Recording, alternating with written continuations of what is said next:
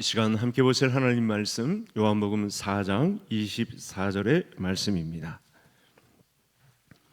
신약 성경 148면 정도 되겠습니다.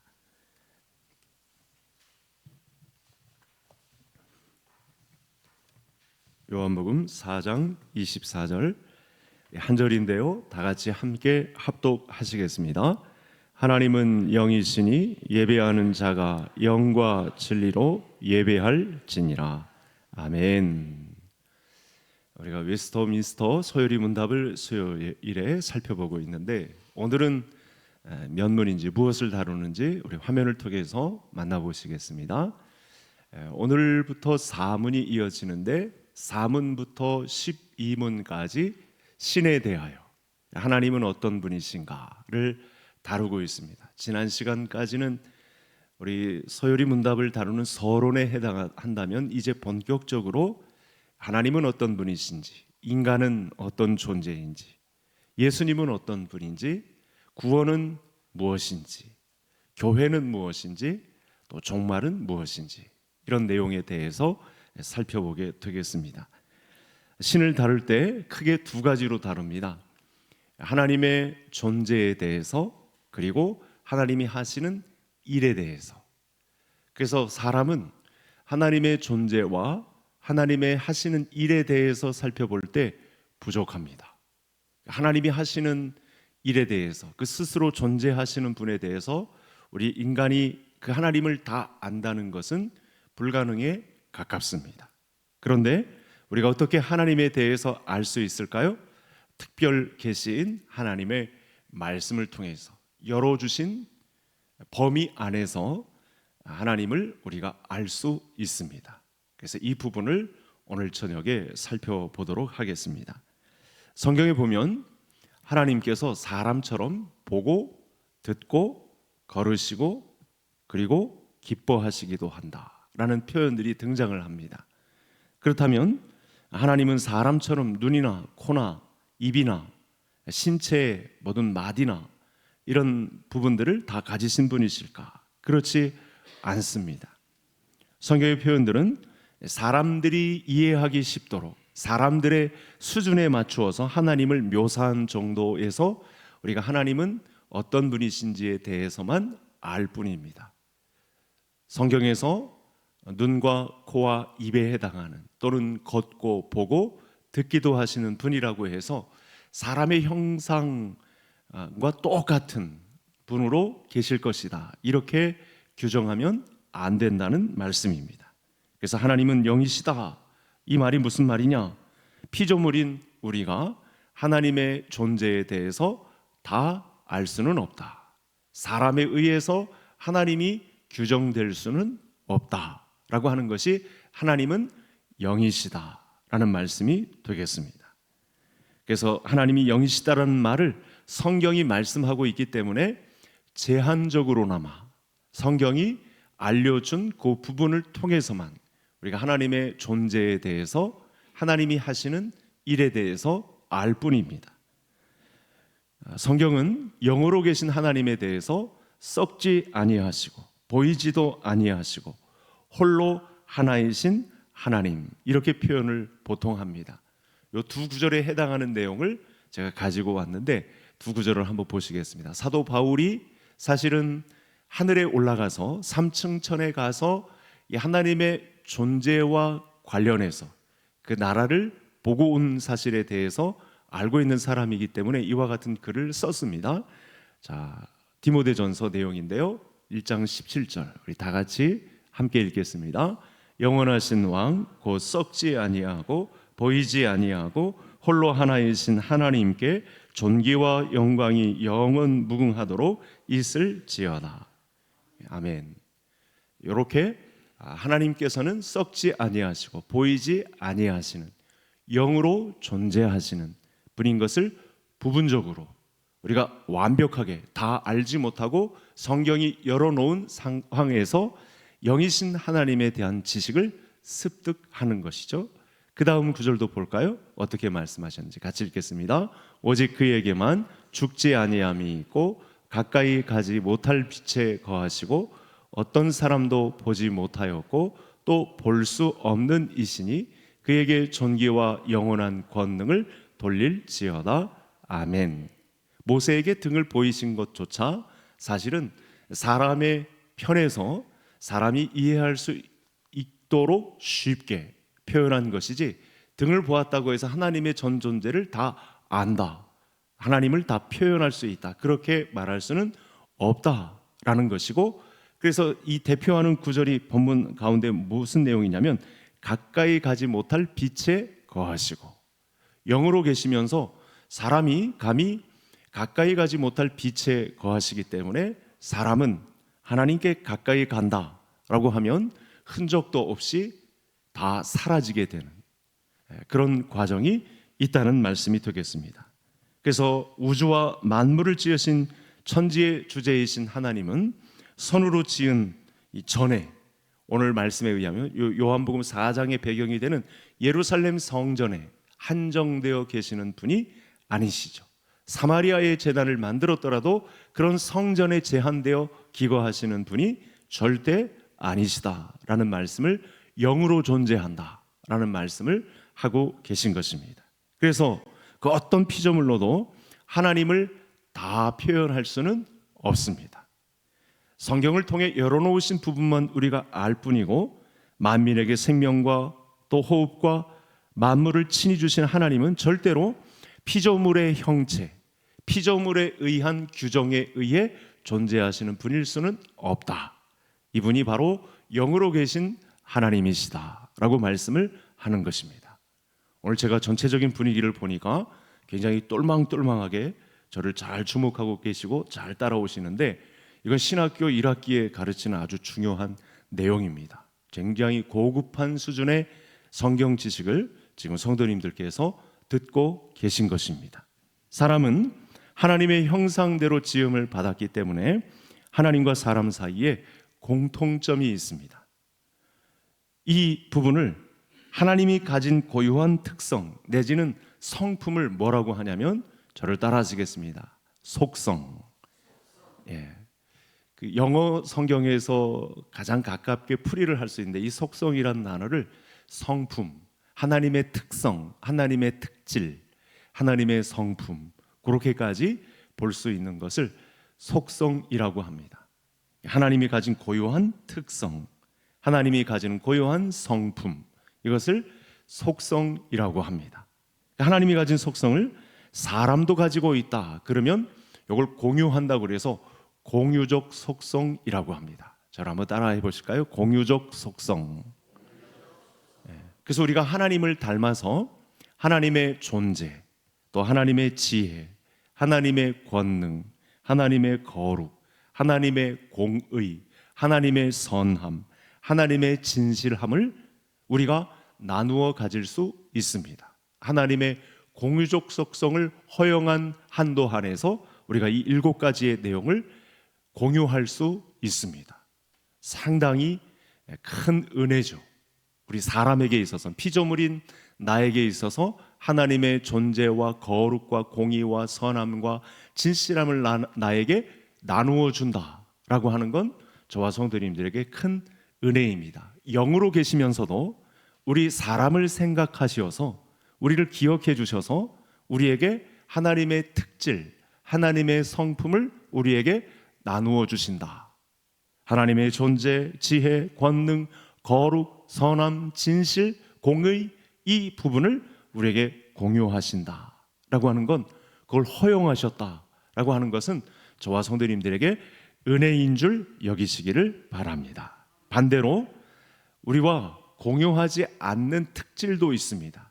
그건 무엇이냐면, 저를 따라하시겠습니다. 무한, 영원, 불변.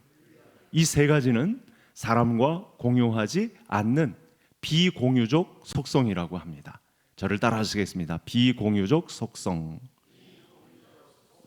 절대 인간과 나누어 가질 수 없는 하나님만 가지는 무한성, 불변성, 영원성, 이렇게 비공유적 속성도 창조주 하나님으로서, 전 천하 우주의 왕으로서 우리에게 가지지 않는, 사람과 구별되는 하나님만의 특질, 하나님만의 비공유적 속성도 있다. 좀 전에 살펴본 하나님의 존재, 그 권능, 지혜, 공의, 진실, 선함, 이런 내용들은 우리에게 나누어 주시기도 하지만 이 무한, 영원, 불변은 하나님만 가지는 특질이 된다. 이분이 바로 영이시, 하나님은 영이시니라고 할 때 우리가 성경을 통해서 배울 수 있는 항목이 되겠습니다.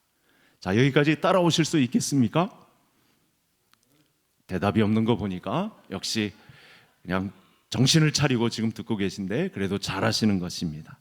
자, 그런데 이 사람의 공유적 속성은 늘 유지되거나 또 하나님처럼 무한히 발현되는 것은 절대 아닙니다. 왜냐하면 죄 지은 인간이기 때문에, 죄의 영향 아래 있기 때문에 우리에게 나눠준 공유적 속성이라도 우리는 그것을 유지하거나 하나님의 발현을 따라서 할 수 있는 한계가 있다는 사실이죠. 그래서 공유적 속성이라 하더라도 하나님과 사람 사이에는 큰 차이가 있다. 그것을 또 하나님은 영이시니라고 이렇게 규정할 수 있다는 거죠. 하나님은 영이시기 때문에 우리는 영이신 하나님을 절대로 그대로 따라갈 수 없는 한계가 분명히 구분지어져 있다라고 하는 내용이 되겠습니다. 자, 그러면 화면을 한번 보실까요?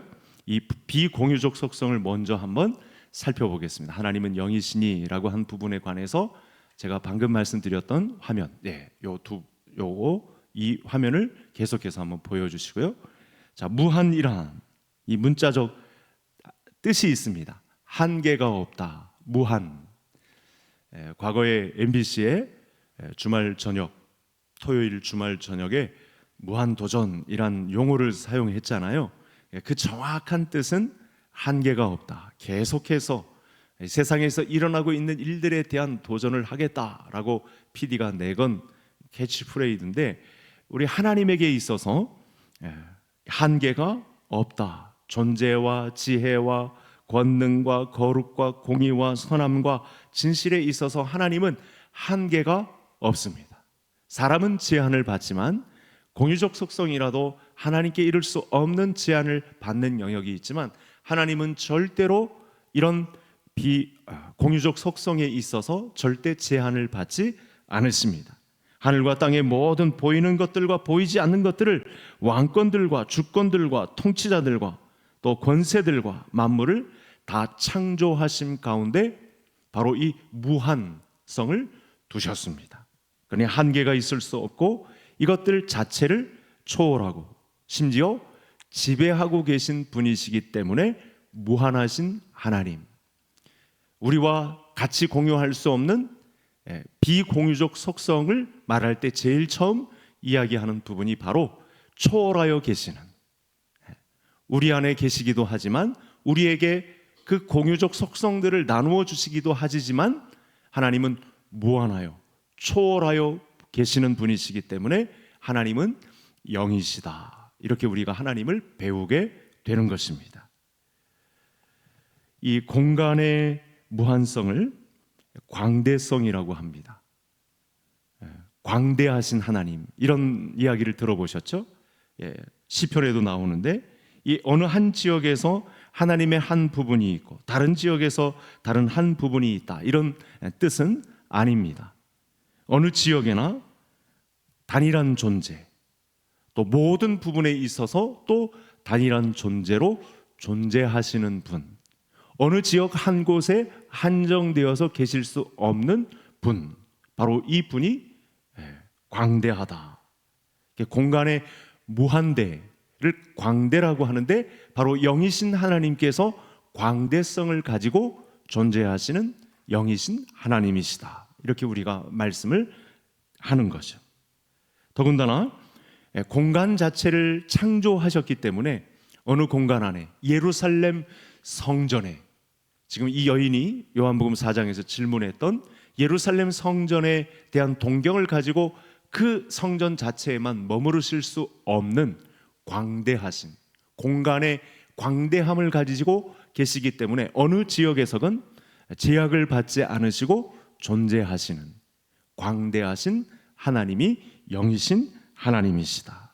그래서 이것을, 이런 하나님의 특질, 이런 하나님의 속성을 편재라고도 합니다. 한자로 편재.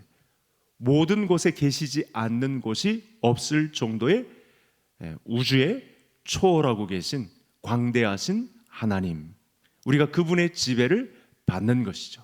이렇게 영이신 하나님의 초월하여 계시는 광대성 아래 지배를 우리는 받고 있다는 사실입니다.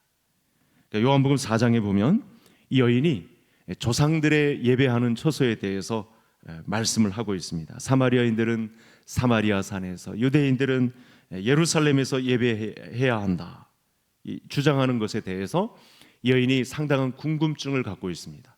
그러니까 하나님의 존재에 대해서 사실은 굉장히 유심히 살펴보고 있었던, 영혼을 사모하는 마음이 남달랐던 여인이었던 것을 알 수 있는데, 그래서 예수님이 이렇게 규정하십니다. 하나님은 영이시니 예배하는 자가 신령과 진정으로 예배할지니라.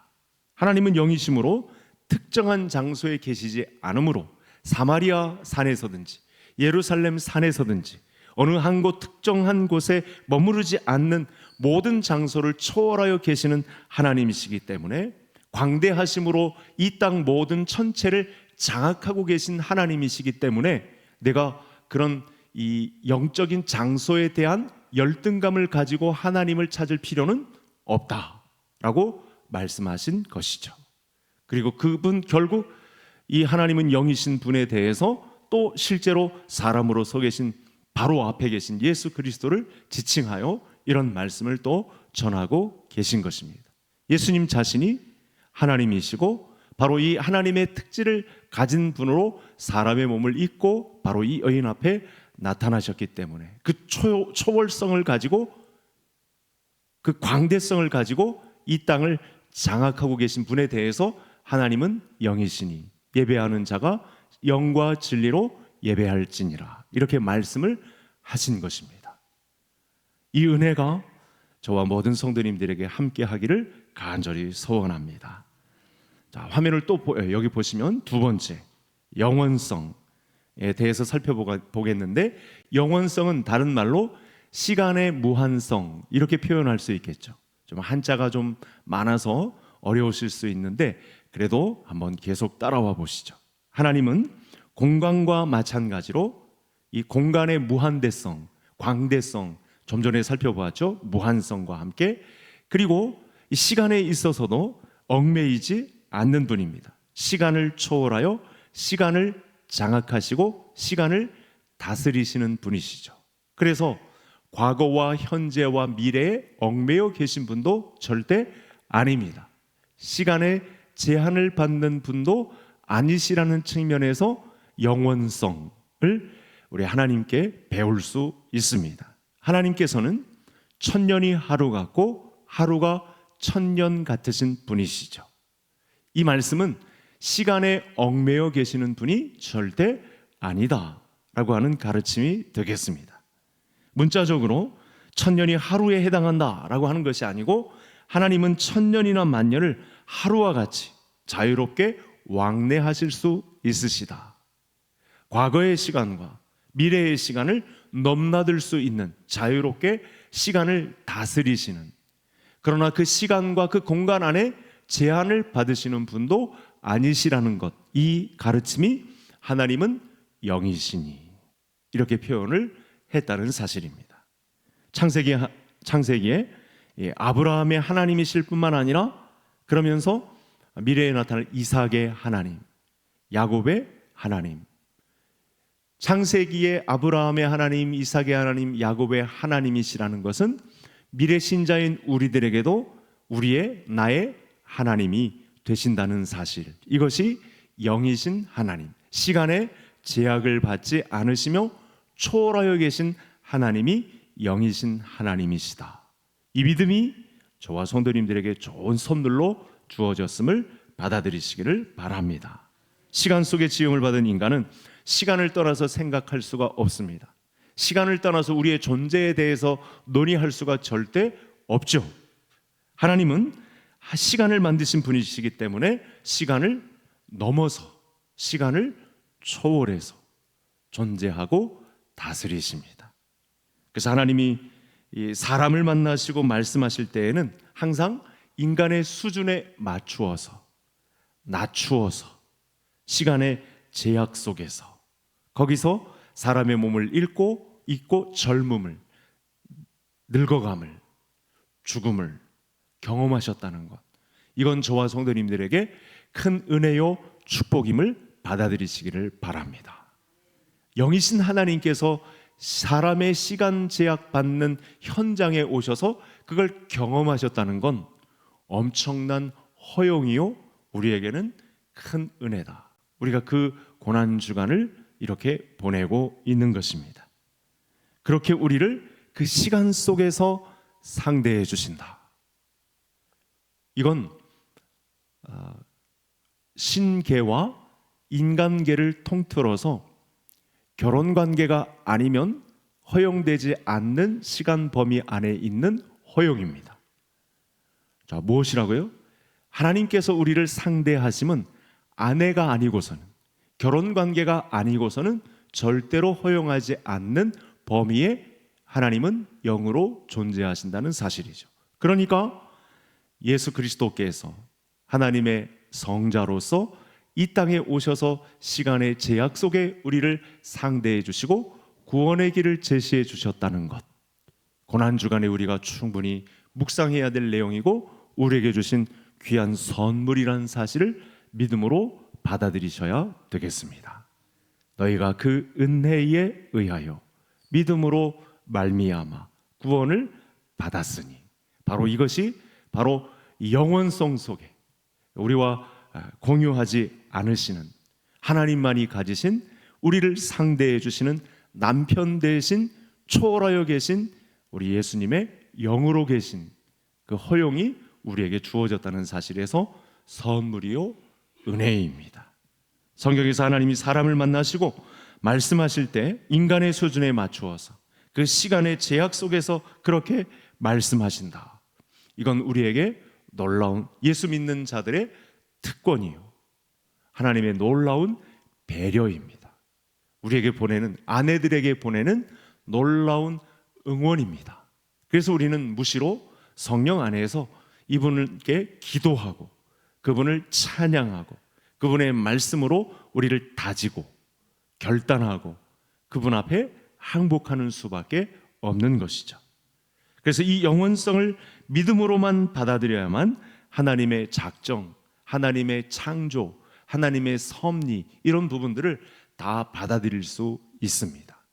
앞으로 이런 단어가 다가와도 오늘 무한과 영원성에 대해서 말씀하신 부분에 대해서 저와 성도님이 능히 하나님의 작정과 하나님의 창조와 하나님의 섭리에 대해서도 믿음으로 아멘할 수 있는 우리 성도님들 되실 수 있기를 바랍니다. 성경에는 하나님이 미워하신다거나 기뻐하신다라는 표현이 많이 나옵니다. 패역한 이스라엘 백성들을 보면서 진멸하려던 생각을 몇 번까지 가지셨죠. 모세와 막 단판을 벌이고 모세는 말리고 하는 그런 장면이 나옵니다. 뿐만 아닙니다. 니느웨 백성을 진멸하시겠다라고 선지자를 보내서 심판에 대한 말씀을 보내시더니 그들이 결국 회개하자 그 마음을 돌이키시는 장면도 있었죠. 뿐만 아닙니다. 노아의 시대에 사람들을 창조하신 지 얼마 지나지 않았을 때에 죄악이 간영함을 보고 그들을 사람 지으셨음을 한탄하셨다라는 표현도 등장하죠. 그러면 이 세 번째 불변성과 관련해서 하나님은 너무 변덕스러우신 분이 아니신가, 이렇게 우리가 오해할 수 있습니다. 실제로 오해입니다. 이 성경의 표현은 하나님이 또 순수 만드신 이 사람의 세계 안에 들어와서 피조물들의 수준에 맞추어서 반응하시고 그 내용을 다루신 것에서 우리가 이 불변하신 하나님을 만날 수 있습니다. 오해는 하지 말아야 합니다. 하나님의 불변하신 마음에 대해서 우리가 절대로 오해는 하지 말아야 합니다. 하나님이 한 영혼을 작정하시고 예정하심에 있어서는 절대 후회하지도 않으시고 사실은 한탄하시지도 않죠. 멸망시킬 자는 멸망시키러 오신 것이고 구원 얻을 자는 구원시키기 위해서 오신 것이지 하나님은 변덕의 하나님이시다, 이렇게 사람이 규정할 수는 없다. 이 부분도 영으로 계신 하나님을 우리가 이렇게 바라볼 수 있다는 사실입니다. 영원하신 하나님은 절대로 후회와 한탄이 없으십니다. 하나님은 완전하시기 때문에 그 존재와 특질, 속성에 있어서 절대 빼거나 덧붙일 것도 없습니다. 이걸 베드로후서 3장에 분명하게 기록을 해 놓으셨습니다. 하나님의 불변성은 하나님의 무한성과 영원성에서 자연스럽게 이렇게 배출되는 것입니다. 그래서 하나님이 하시는 일들에 깃든 그 목적과 뜻에 절대 불변하다, 나는 다른 계획을 가진 일이 없다라고 불변하신 하나님 자신을 이렇게 소개한 것입니다. 하나님의 존재, 지혜, 권능, 거룩, 그의 선함, 공의, 진실, 이것은 우리가 살펴본 대로 무한하고 영원하고 불변하십니다.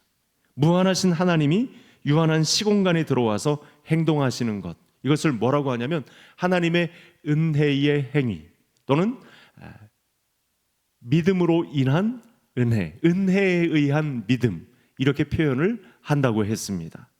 하나님의 은혜가 아니면, 그래서 영원히 죄와 비참함에서 헤어나올 길이 전혀 없었는데 자기만이 가진 자기의 특질, 비공유적 속성인 무한과 영원과 불변을 가지고 우리에게 하나님의 작정, 하나님의 구원, 이것을 행사하셨다는 것, 이건 정말 놀라운 일인 거죠.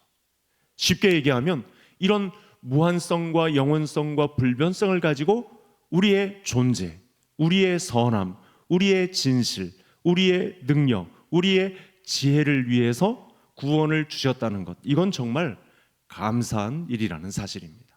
우리를 이렇게 피조물이죠, 하나님의 창조물이지만 죄악 가운데 있었던 우리를 살리셔서, 소생하셔서, 소생케 하셔서 우리를 그 나라의 새로운 사회 사람들로 바꾸어 주셨다는 것. 하나님이 영으로서 존재하시는데 공유하시기도 하시고 비공유하는 내용을 가지고 우리에게 공유할 수 있는 영역의 것을 허락하셔서 우리를 그의 백성 삼아주시고 심지어 종국에는 그의 아내로, 신부로 맞이해 주신다는 것, 이건 정말 은혜가 아닐 수 없다는 사실입니다.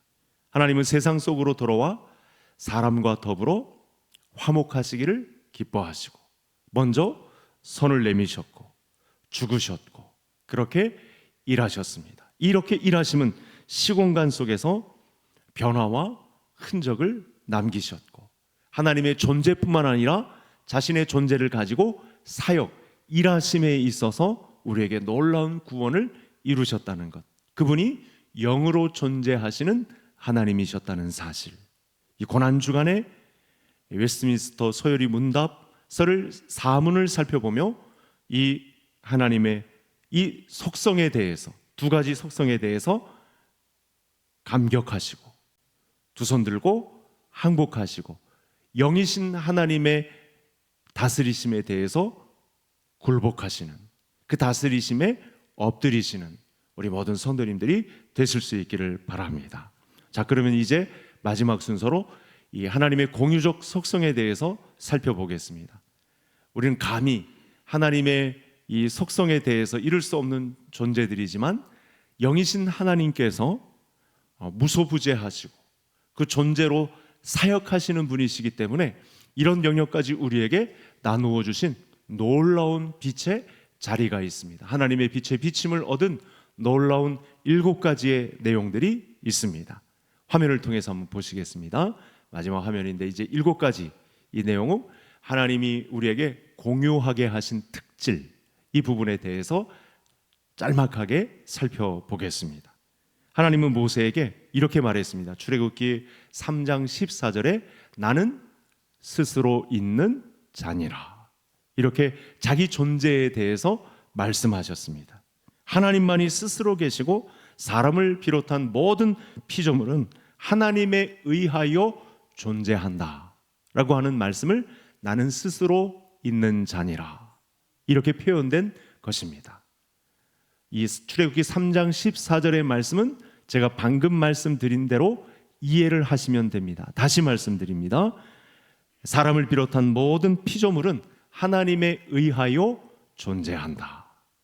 그래서 하나님이 존재하시기에 우리도 존재하는 거죠. 그분이 우리를 상대해 주시는 거죠.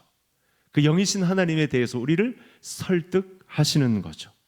그래서 하나님은 만민에게 생명과 호흡과 만물을 친히 주십니다. 하나님의 존재가 주는 선물과도 같은 것입니다. 생명과 호흡과 만물을 우리에게 주시는 거죠. 이런 질문을 하는 사람들이 있습니다. 우리가 사람들이 전 세계 지구촌 유엔을 중심으로 기후 변화에 대해서 막 열을 올리고 있는데 우리는 어떻게 해야 됩니까? 그리스도인들도 적극 참여해야 합니다. 적극 지지를 선언해야 합니다. 만물을 주시는 하나님이시기 때문에 자연 만물이 병들고 피폐해지는 것에 대해서 하나님도 같이 아파하시기 때문에 바로 이 공유적 속성 속에 하나님이 영혼과 생명과 또 호흡에 만물에 존재하심으로 우리가 존재하는 자들로 서 있기 때문에 우리는 하나님이 하시는 일에 대해서 귀 기울이고 그 뜻에 복종해야 합니다. 한 분야의 박사가 되려면 의무 교육을 거쳐서 공부를 많이 해야 합니다. 석박사 과정을 거쳐야 합니다. 상당히 많은 기간을 심혈을 기울여서 투자해야 하죠. 그런데 그렇게 사람에 대해서 또 인문에 대해서 생물학에 대해서 여러 학문에 대해서 알아도 10길 물속은 알아도 한 길 사람 속은 알지 못한다라는 말이 있죠. 하나님은 본래부터 지니신 지식과 지혜에 근거해서 세상의 창조와 보존과 통치를 이루어 가십니다. 하나님은 모든 것에 대해서 완벽한 지식을 갖고 계시고 그 지식을 목적을 이루는데 사용하는데 이 목적을 이루는데 사용하는 것을 뭐라고 하냐면 하나님이 가신 지식으로 목적을 이루는데 사용하는 것을 지혜라고 합니다. 하나님은 모든 것이 합력하여 선을 이루게 하시고 또 우리 각자의 중심을 아시기 때문에 그에 맞게 우리를 다루시고 우리를 거룩해지도록 적합하게 이끄십니다. 그래서 우리는 어떻게 하죠? 지혜로우신 하나님 앞에 지혜를 달라고 어떻게 할 수 있죠? 기도할 수 있습니다. 지혜의 하나님 앞에 지혜를 구할 수 있다는 사실이죠. 우리에게 이 지혜를 나누어 주시고 함께 동참하기를 기뻐하시기 때문에 영이신 하나님 앞에 우리가 그 지혜를 구할 수 있습니다. 하나님은 전능하십니다. 이 전능하심에 있어서 하나님은 적은 능력이 절대 아닙니다. 능력에 있어서 완전 무결하십니다. 능력에 있어서 제한도 없으십니다. 이 능력도 광대하시죠. 하나님은 스스로 하시는 일에 있어서 그래서 능력이 무한하시기 때문에 후회하시거나 또 한탄하시는 일도 없습니다. 전지전능하시기 때문에 자기가 하시는 일에 있어서 절대로 변개함도 없으시고 후회하심도 한탄하심도 없습니다. 돌이키심도 절대로 없습니다. 사람은 존재와 본질과 속성이 일치하지 않는 경우가 있습니다.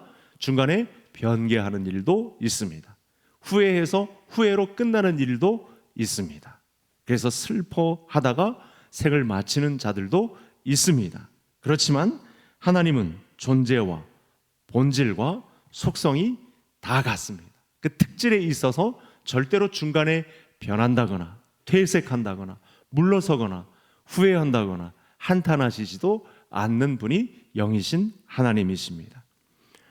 네 번째, 거룩이라는 부분에 있어서 많이 들어보셨죠? 거룩이라는 단어는 분리, 구별이라는 뜻을 갖고 있습니다. 하나님은 모든 피조물과 구별되어 계시는 분이십니다. 하나님만이 가지시는 무한한 위엄 속에 존재하시는 분이시죠. 그래서 거룩하신 하나님을 닮아 우리도 거룩함 가운데, 구별된 가운데 서 계시기를 기뻐하시는 하나님이 영이신 하나님이십니다. 결정적으로 하나님은 우리가 죄인 되었을 때 예수 그리스도의 피로 거룩하게 하셔서 죄로부터 구별해 주신 것, 이것이 바로 구원입니다. 고난 주간에는 바로 이 부분이 깊이 있게 묵상되어야 합니다. 공의는 하나님이 거룩하심을 유지하는 것과 관련이 있습니다. 하나님은 사랑의 하나님이신 동시에 공의의 하나님이십니다. 자신의 거룩하심에 부합하게 행한 자들에게는 상을 주시지만 자신의 특질에 부합하게 행하지 않은 자들에게는 벌을 부과하십니다. 그래서 공의의 하나님이십니다. 우리도 이 땅 가운데 하나님이 허용하신 한도 안에서 공의로움을 행사할 수 있습니다. 여섯 번째, 하나님은 모든 피조물, 특히 하나님의 자녀들인 신자들을 선하게 대우하십니다. 하나님의 선하심은 사랑과 은혜와 긍휼과 그리고 오래 참음으로 나타납니다. 대표적인 특질을 우리에게 공용하신 속성에서 이렇게 나누어 가지십니다. 오래 참음, 긍휼, 은혜와 사랑으로 자신의 선함을 우리에게 드러내시죠. 이것도 큰 은혜입니다. 결정적인 순간에 사람이 막 나갈 것 같아도 사실은 사람이 마음대로 하지 못하는 은혜가 있습니다. 그건 하나님이 그 사람을 예정하셨기 때문인데 하나님의 선하심을 닮아서 그렇습니다. 사람이 사람을 함부로 못하는 거죠. 근데 사람이 사람을 함부로 한다? 하나님의 공의로움 앞에 형벌이 부과되는 거죠. 돌이킬 수 없는 구렁 가운데 거하게 되는 것이죠. 일곱 번째, 마지막 진실. 하나님은 다른 거짓되고 헛된 우상들과 달리 유일하게 참된 신이십니다. 우상이라고 하지만 사실은 실체가 존재하지도 않는 허상이죠. 그래서 하나님은 거짓이 없으십니다. 하나님은 진실하십니다. 진실하신 하나님은 인간을 참되고 신실하게 대하셔서 약속하신 것을 끝까지 지킵니다. 이것도 하나님이 우리에게 보내시는 신호입니다. 하나님의 진실하심을 닮아 우리가 진실하게 살기를 원하시는 거죠. 그것이 영으로 계신 하나님이 우리에게 보내시는 신호입니다. 주파수입니다. 그래서 우리는 진실하신 하나님 앞에 진실한 삶으로 항복해야 합니다. 우리가 하나님을 기쁘시게 하기 위해서는 오늘 하나님이 어떤 분이신가에 대해서 알아야 하고 끊임없이 저에게 긍휼을 베풀어 주셔서 하나님의 공유적 속성과 비공유적 속성에 대해서 영으로 계신 하나님에 대해서 잘 알게 해 주세요. 그렇게 기도해야 합니다.